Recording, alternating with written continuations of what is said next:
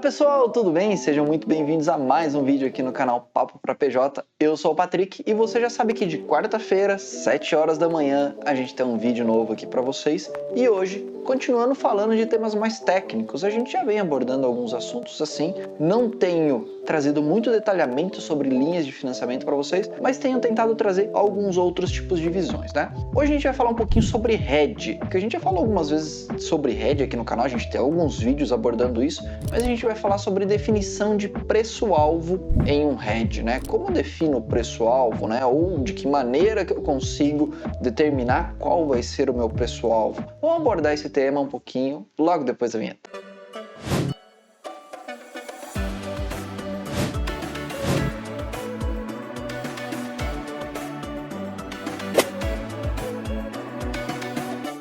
E aí galera, tudo bem? Sejam bem-vindos a mais um vídeo aqui no canal Papo pra PJ. Você já me conhece, eu sou o Patrick, tenho mais de 15 anos de mercado financeiro. Se você ainda não é inscrito aqui no canal, se está caindo pela primeira vez num dos nossos vídeos aqui, já clica no botão, se inscreve. Toda quarta-feira, 7 horas da manhã, a gente tem um vídeo onde eu abordo conteúdos normalmente relacionados ao comércio exterior. Além disso, nós temos grupos de morning call, temos cursos, né? Inclusive a gente teve a abertura da inscrição de uma nova turma, ou da nossa primeira turma de 2025 agora. Então faça parte do nosso Instagram, do nosso Facebook, do nosso canal do YouTube. Se você não está em um desses, vale muito a pena se inscrever. A gente sempre tem um conteúdo legal e eu sempre tento trazer uma linguagem simples para vocês. Vamos lá, galera. Seguinte, vamos falar um pouquinho sobre hedge, ou definição de preço-alvo em hedge, né? Eu já tive alguns clientes que me perguntaram: Tá, Patrick, quando a gente pensa em hedge de moeda, como eu vou determinar o meu preço-alvo? Meu preço-alvo vai ser R$5, o preço do dólar, R$6, R$5,50.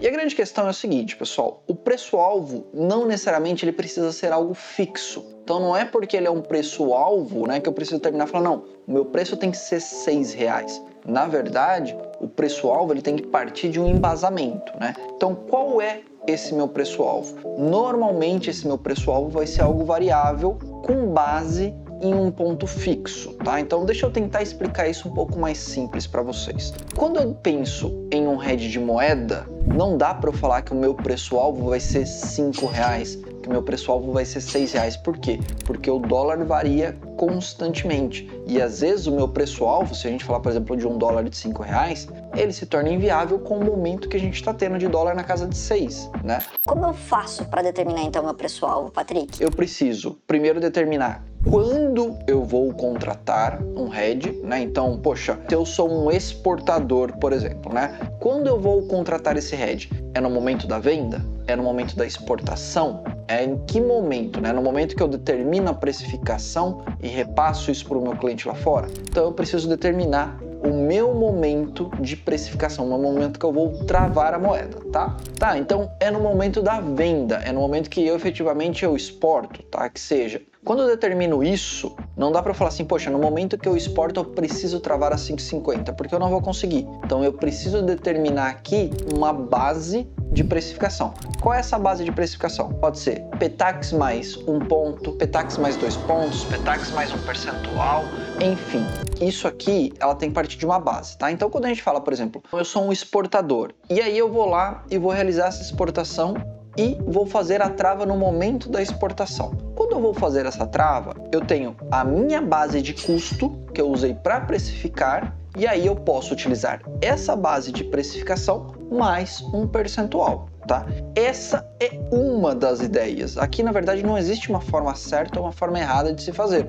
Existem ideias. Então, posso utilizar isso como uma base. Então, poxa, precifiquei a R$6. Eu gostaria de travar a quanto? R$6 mais 2 pontos, né? Que seria 6,1, 6,2 ou R$6 mais 50%, né? Eu preciso determinar uma base de precificação. Com base nessa base de precificação, eu vou saber qual é o meu preço-alvo.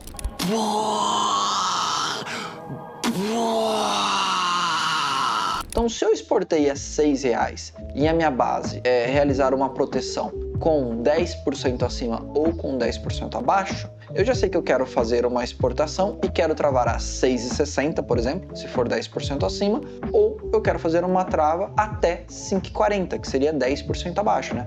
10% de R$6 seriam 60 centavos. Então, só para vocês entenderem que a definição de preço-alvo não é um preço fixo, mas sim uma forma de determinar qual é esse preço, tá bom?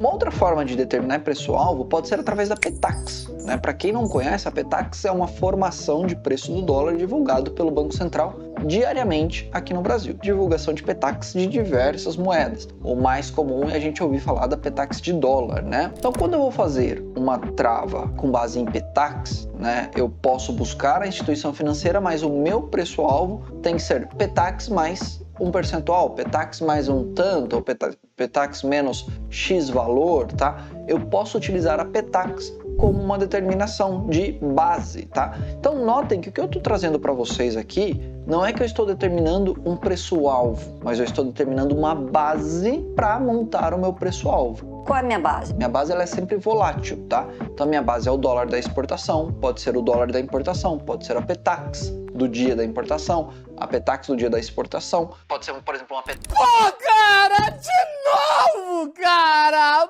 Pô, cara!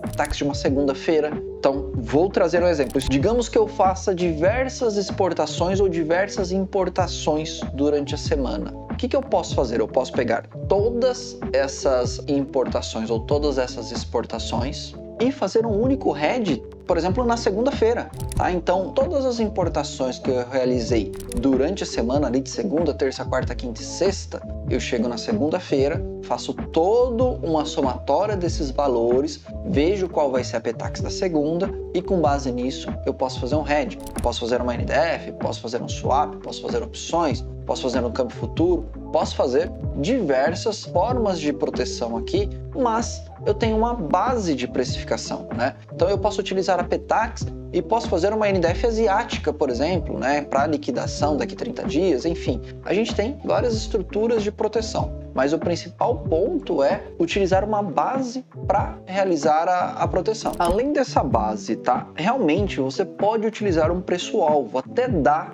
não é o mais indicado, ou pelo menos não é o mais indicado por mim, principalmente na conversa com os meus clientes, que é a estrutura de precificação, ok? Normalmente, né, as empresas ali podem utilizar uma estrutura de precificação para um determinado período, ok? Então, vamos pensar aqui num exportador, seja de chinelo, por exemplo, tá? O que ele faz? Ele compra uma série de matérias-primas e determina que o custo dele foi $5, ok? Então, o custo para aquele mês foi $5. Então, ele precisa pôr margem em cima de $5 e realizar as vendas.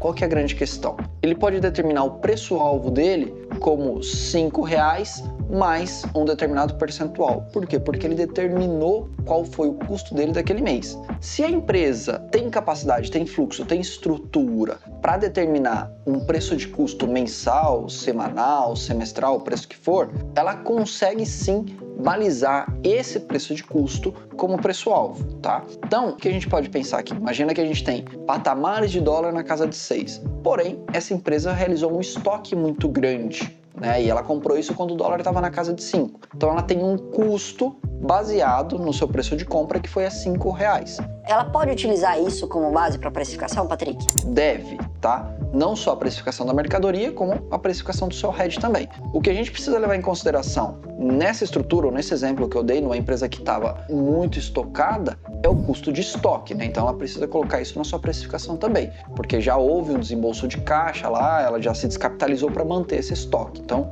mas isso é uma outra conversa, eu acho, tá? Mas o ponto aqui é, se eu tenho um estoque que eu tenho um preço relativamente baixo, eu posso usar isso como precificação e conseguir aumentar as minhas margens, tá?